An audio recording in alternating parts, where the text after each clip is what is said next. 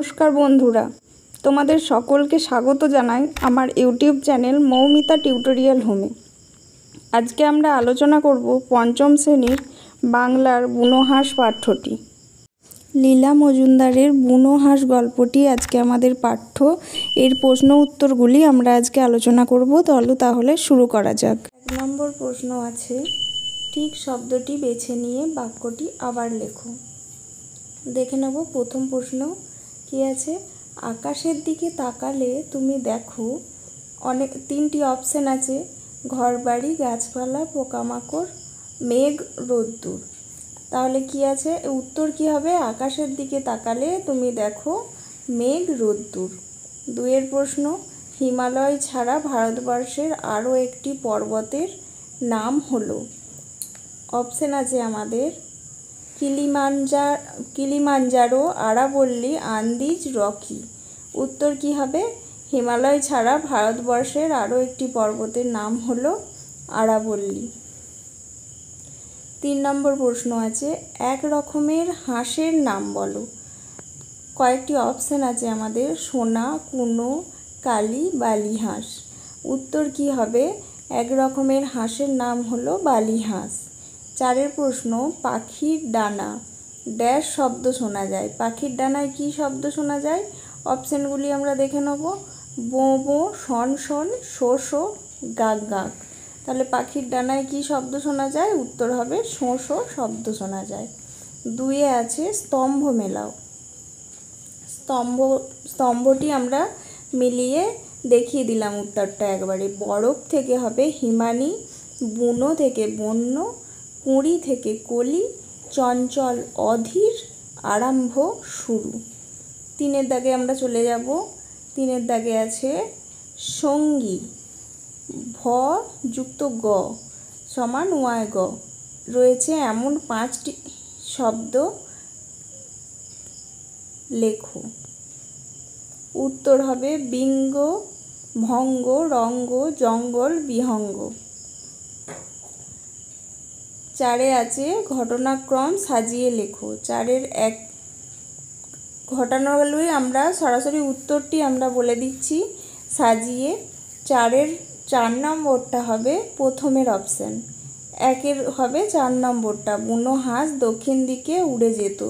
দ্বিতীয় হবে 2টাই দ্বিতীয় হবে, হাঁসের ডানা জখম হলো। 5টা হবে 3 নম্বর, আর একটা বুনো হাঁসও নেমে এসে এটার চারিদিকে উড়ে বেড়াচ্ছে। 3টা হবে 4 নম্বর, সারা শীত কেটে গেল। এবং 1টা হবে 5 নম্বর, দেশে ফিরে ওরা বাসা বাঁধবে, বাচ্চা তুলবে। 5 দাগে আছে শূন্যস্থান পূরণ। 5 1 আছে ড্যাশ একটি বরফে ঢাকা নির্জন জায়গাতে আমাদের ড্যাশ একটি ঘাঁটি ছিল। উত্তর কি হবে? লাদাখের একটি বরফে ঢাকা নির্জন জায়গাতে আমাদের জওয়ানদের একটি ঘাঁটি ছিল। 2 আছে জওয়ানদের ড্যাশ রাখার খালি জায়গা ছিল।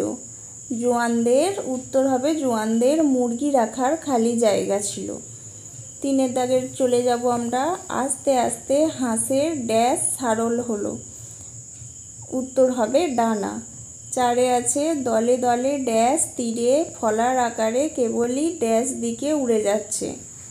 উত্তর কি হবে? দলে দলে বুনো হাঁস তীরের ফলার আকারে কেবলই উত্তরের দিকে উড়ে যাচ্ছে। 5 নম্বর আছে ড্যাশ গাছে পাতা আর ফুলের ড্যাশ ধরলো। ন্যাড়া গাছে পাতা আর ফুলের কুঁড়ি ধরলো। শূন্যস্থান পূরণ আমাদের হয়ে গেল। আমরা 6 দাগে চলে যাব।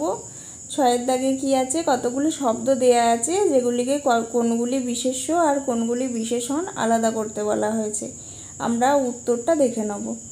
বিশেষ্য হবে জখম, বেচারি, লাদাখ, বরফ, তাঁবু, সঙ্গী এবং শীতকাল।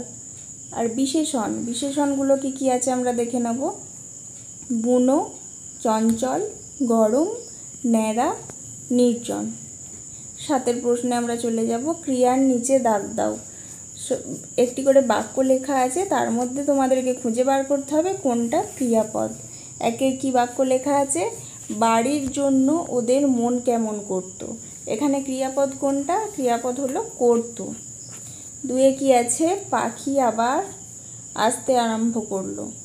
এখানে ক্রিয়াপদ আছে 2টি, একটি সমাপিকা ক্রিয়া আছে, একটি অসমাপিকা ক্রিয়া আছে।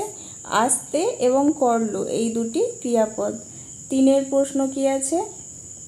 দেশে ফিরে ওরা বাসা বাঁধবে। এখানেও 2টি ক্রিয়া আছে, একটি হলো ফিরে, একটি হলো বাঁধবে। 4 আছে সেখানে বুনো হাঁসরা রইল। এখানে ক্রিয়া হবে রইল। তাহলে আমরা রইলর তলায় দাগ দেবো। নিরাপদে তাদের শীত কেটে যায়। 5 প্রশ্ন, নিরাপদে তাদের শীত কেটে যায়। এখানে কাটে, শীত কাটে, এখানে কাটেটি হলো ক্রিয়াপদ। 8 দাগে আছে বাক্য বাড়াও। একটি করে বাক্য লেখা আছে, সেটিকে বাড়িয়ে পূর্ণ বাক্যে উত্তর দিতে হবে। 1 আছে একদিন একটা বুনো হাঁস দল ছেড়ে নেমে পড়লো। কোথায় নেমে পড়লো?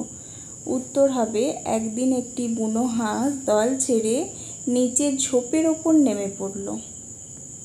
2 কি আছে? ওরা গরম দেশে শীত কাটিয়ে আবার ফিরে যাচ্ছে। কোথায় কখন ফিরে যাচ্ছে? ওরা গরম দেশে শীত কাটিয়ে শীতের শেষে আবার নিজের দেশে ফিরে যাচ্ছে। আচ্ছা, 3 আছে পাহাড়ে বরফ গলতে শুরু করলো। কোথাকার পাহাড়? আচ্ছা, উত্তর কি হবে? নিচের পাহাড়ে বরফ গলতে শুরু করলো। 4 নম্বর, আবার ঝোপঝাড় দেখা গেল। কেমন ঝোপঝাড়? উত্তর আবার সবুজ ঝোপঝাড় দেখা গেল। 5 আছে গাছে পাতা আর ফুলের কুঁড়ি ধরলো। কেমন গাছে? উত্তর হবে ন্যাড়া গাছে পাতা আর ফুলের কুঁড়ি ধরলো। 9 দাগে আছে বাক্য রচনা করো। বেশ কয়েকটি শব্দ তুলে দেওয়া হয়েছে পাঠ্য থেকে, সেগুলি তোমাদেরকে নিজের মতো করে বাক্য রচনা করতে হবে। কয়েকটি বাক্য রচনা করে দিয়েছি, তোমরা দেখে নাও। রেডিও, আমার বাবা এখনও রেডিওতে খবর শোনেন। চিঠিপত্র, চিঠিপত্রের ওপরে যে ডাক টিকিট থাকে তা সংগ্রহ করতে আমি খুব ভালোবাসি। পরেরটা আছে থরথর, শীতে বেড়ালছানাটি থরথর করে কাঁপছে। জোয়ান, জোয়ান বাক্য রচনা করো। জোয়ান বাক্যটি দেখো, বড় হয়ে আমি একজন জোয়ান হয়ে দেশের জন্য লড়াই করতে চাই। তাঁবু, তাঁবু দিয়ে বাক্য রচনা হবে, পাহাড়ি অঞ্চলে ঘুরতে গিয়ে আমরা একবার তাঁবুতে রাত কাটিয়েছিলাম। তাহলে বাক্য রচনাগুলি হয়ে গেল। এবার আমরা 11 দাগে চলে যাব। নিচের প্রশ্নগুলির উত্তর নিজের ভাষায় লেখো। 1 নম্বর প্রশ্ন কি আছে দেখি? জোয়ানদের ঘাঁটি কোথায় ছিল? জোয়ানদের ঘাঁটি কোথায় ছিল? দেখে নেব আমরা উত্তরটি। উত্তর কি হবে? জম্মু ও কাশ্মীর রাজ্যের লাদাখ অঞ্চলে বরফে ঢাকা নির্জন জায়গাতে জোয়ানদের ঘাঁটি ছিল। 2 নম্বর প্রশ্ন, জোয়ানরা কি কাজ করে? আচ্ছা, উত্তরটি আমরা জেনে নেব। জোয়ানদের কাজ দেশকে রক্ষা করা। প্রতিবেশী দেশ থেকে কোনো সন্ত্রাসবাদী যাতে আমাদের দেশে ঢুকে পড়তে না পারে সেদিকে তারা কড়া নজর রাখে। 3 নম্বর প্রশ্ন কি আছে? দুটো বুনো হাঁস দলছুট হয়েছিল কেন? উত্তরটা দেখি। শীতের শুরুতে দলে দলে বুনো হাঁস উড়ে যাচ্ছিল দক্ষিণের দিকে।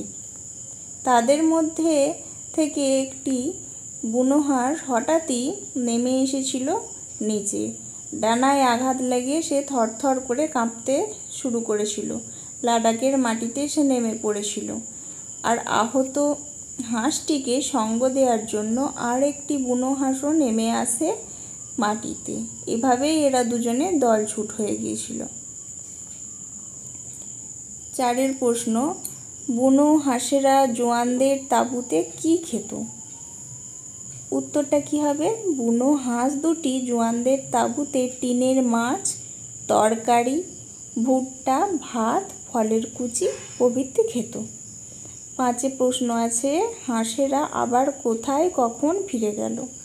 উত্তর হবে, দলছুট হাঁস দুটি শীতের শেষে আবার নিজের দেশে অর্থাৎ উত্তর দিকে ফিরে গেল। আজকের ভিডিওটি এখানেই শেষ হলো। যদি ভিডিওটি ভালো লেগে থাকে অবশ্যই চ্যানেলটিকে সাবস্ক্রাইব করুন এবং এই ধরনের ভিডিও আরও পেতে কমেন্টে জানান।